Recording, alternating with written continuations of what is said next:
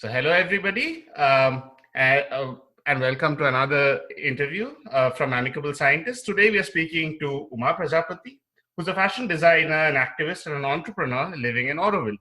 She's the founder of Upasana, which is the hub of conscious fashion. Today she's here to speak to me and answer some of my questions on sustainable fashion design. Thank you, Uma, for speaking to us today, and welcome. Welcome to this interview. So, please tell us a little bit about yourself and what got you into sustainable fashion. What got me to sustainable fashion? Okay, so my name is Uma Prajapati, and I was in Delhi before I came to Auroville, and I got educated in design, fashion design, and I worked in Delhi for 2 years. And I came to Auroville in 96 for 2 weeks design project, which is still on. So last 96 onwards, I have been living in Auroville in Pondicherry. Excellent. Southern part of India. What brought me to sustainable fashion is, I guess it would be Auroville. I knew just the fashion part of it. But when I began to live in the community, which is an international spiritual township, everything what I was doing was I was able to reflect on it as our lifestyle, as a community living over here.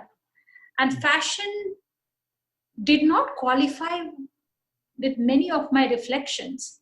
And what was powerful for me was to confront farmer suicide in India, and that changed my life. I just couldn't imagine that I'm going to continue working with so-called beautiful cotton, which is, in a sense, is bloody cotton, and there is war going on that. I'm really celebrating my design and beauty and vanity and fashion and looking good and feeling good on the cost of what? And that shook me pretty deeply. So that's where the journey began.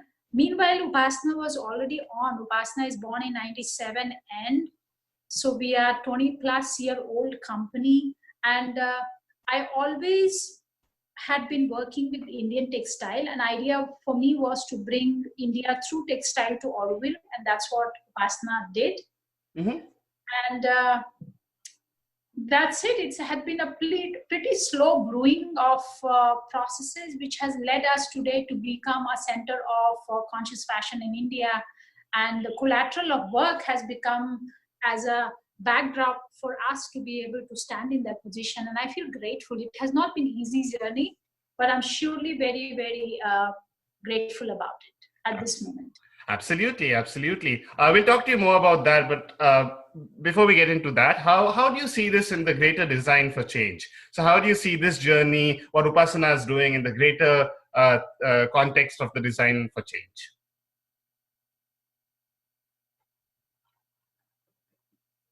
That's a very good question, Pramit. I see design as a creative space, and in this creative space is not about making life beautiful for some people who can afford it. I don't see design like that. I see design as a tool to make difference in life, to make it beautiful for all. It's very, very democratic in a way. And design is not about who can afford it and who cannot afford it. So that has, I have grown into that space being in Auroville, and I have been questioning that if fashion is what I know, or fashion is what I have been learned, what can I do? How it would change society or contribute to that? So in my industry, which is textile or craft and fashion, India has 54 million people served in the craft, textile, and clothing sector. So we are one of the largest nation on the planet with just a human resource which is occupied and gives livelihood to this sector. So it's not light at all. And we are one of the few nations who still make what we wear. So we are a producer, but we are also consumer, which is also rare composition. Most of the world have lost their heritage of making clothes for themselves. So they buy clothes from a cheaper country, and it is a industrial commodity. In India, clothing is not an industrial commodity. It is expression of what we are and culturally what we want to be. So in that space, India has a very unique position in the planet at this moment. It had been for a long time, but now it's becoming more obvious that we need to take this legacy rather more seriously than what we have been doing. Now, 150 years back, just 150 years back, we were excelling into cotton skills and cotton trading in terms of textile and quality of textile and Dhakai, muslin and blah blah and khadi and so on. The whole legacy of excellence was coded in textile. India's export was primarily textile and spice. And now, just now, 70 years down our independence, what we are celebrating or crying about is not celebrating, of course, is farmer suicide in the sector of textile, which was our booming industry just 150 years back. What happened? How did we fall that low? And how did we allow that to happen? It had been my question. That is still we are one of the country who has a skill of no man can imagine, no country can even think about it. We are the only nation who can make khadi today in the world. Africa had the tradition, Japan had it, none of them, one is forgotten, one cannot afford it. But India has millions of people working in the sector of khadi. So these are the legacy which blows my mind off, and I often wonder that why we cannot excel today. What has stopped us? Why we are talking about farmer suicide in the industry which has been so fantastic revenue for us, and today can't even give a bread and butter to a farmer. So these are very kind of a puzzles I live in. I wake up and I sleep with it, and it's very, very uncomfortable. I can imagine. So that then directly leads me to my next question. What to you is sustainable fashion? And how is Upasana different in its conception from the traditional textile conglomerates? Yeah. So what we have done is that when I began to work with cotton farmers, which happened in 2006 and 2007, that was a period I was getting involved with 600 farmers, organic cotton farmers in southern part of India, in Tamil Nadu, outside Madurai. That changed my life. And I'm so glad that it happened to me. If I had not done that project, I would not have known what goes into farming. What goes into farming of growing a cotton, which we all boost upon, wearing cotton and so-called beautiful cotton and this cotton and that cotton. And I just saw that it was very close to being a bloody cotton. And I learned that India has only 3% of a cotton seed, which is our indigenous cotton seed, is left in our nation. 97% of it is genetically modified. And that has led the farmer suicide in the country. And today that we don't even have a seed which we can produce ourselves. So we go to the market and buy a very, very sophisticated, a very expensive seed. Then we have to buy the insecticide. Then we have to buy the pesticide. Then we have to get the tons of liters of water to grow them. And if any of this composition anytime fails, farmer has nothing left than to drink the same bloody poison, and they die. Oh. And this is the way the industry has coded itself. And it just freaked me out. I thought I was watching a horror movie and it was real life.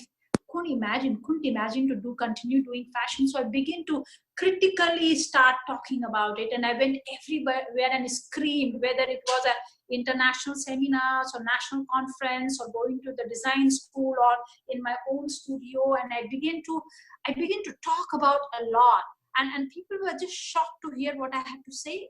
And of course, it was an activist period of me, that being an entrepreneur and being an activist and being a creative person had been made a very interesting composition of so-called Uma as a personality for me. And I feel very grateful about that. I look at design as a creative solution platform, and I am a entrepreneur, so I know how money works, and I'm activist and I want to serve my country and planet, and this is just a right ground where a social enterprise can stand up for.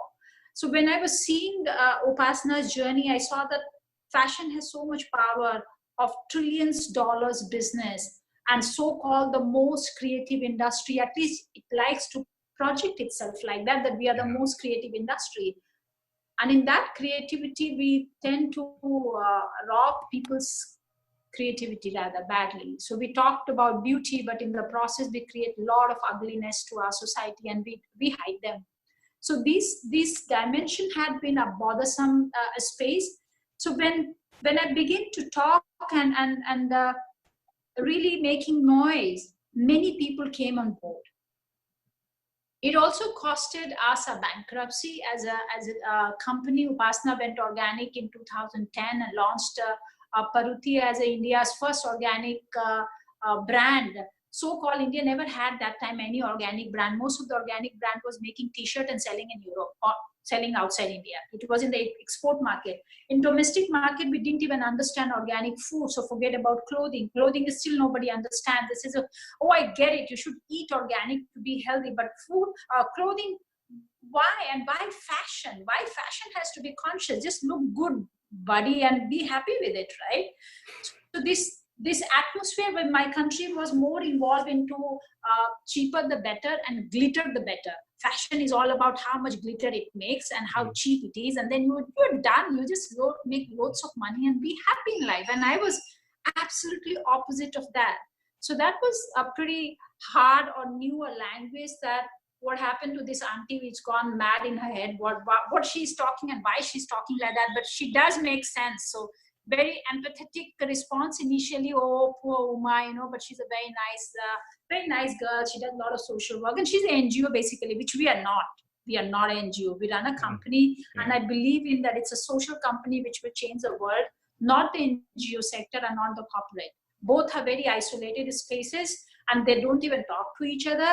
And that's not the future option is. And very early, I saw that it is a future will belong to social businesses, and it was 2007, and nobody says social business, social enterprise, and what do they do and what they should be doing and how do they work. I have no idea, but I see it. I have no idea what they do and how they work, but I see that I will go into that direction. And guess what? 7 years down the line, it became a trend of the day. Everybody's talking about social enterprise. And conscious fashion was like, why would you say things like that? I don't get it. So from that struggle, I had told myself that, calm down, lady. When you are 80, things would be different and it will look a little better. Right now, it's a little too early. So just keep quiet and keep going. And that is what I told that story to myself. And today, it's just 10 years down the line, conscious fashion is a new black. Everybody's talking about being conscious in fashion. It's, wow, I didn't have to turn 80. Oh my God, this is fast. So I'm really happy about the changes which has happened. This power, like coming back to your question, I really took you for a sidewalk. I absolutely enjoyed it. I'm very good in telling story, and then I take people for a walk. So coming back to discussion of that what is this conscious fashion and how does what has been Upasana's work around it? I have been seeing it, this power of the sector and the power of the country of India to play in this sector. They both had been so powerful, and I thought it was dumb not to make use of it. That if fashion is so powerful and it's so creative and it has a commitment to beauty, why wouldn't that beauty be integral? Why wouldn't be a beauty for everybody? People who wear them, but also people who make them. Absolutely. Why there is ugliness for people who make them, and why the beauty is partial. But did we mean it? So I begin to ask people, do you mean to be beautiful all by yourself and you don't want to include in that beauty to anybody else? And rarely I found people who would say, I don't care. Everybody cared. Only they did not know. So I began to change my area of work, and I slowly closed down so-called normal cotton or classic cotton in our unit, and I worked only with organic cotton. Then I politically took a call that we'll work with handloom, we'll work with all the community and hand processes, not because they are fantastic, because they are my people. And if I'm not working for them, what I'm doing and why do I do fashion otherwise? If I'm not able to be their voice, what I'm fooling myself for? And I don't want to be part of the industry which does not even need to exist. Today, we make 8 billion clothes for 6 billion people. Out of 4 billion cannot afford. They are still poor. So this is irrational that for 3 billion people, we make 8 billion clothes every year.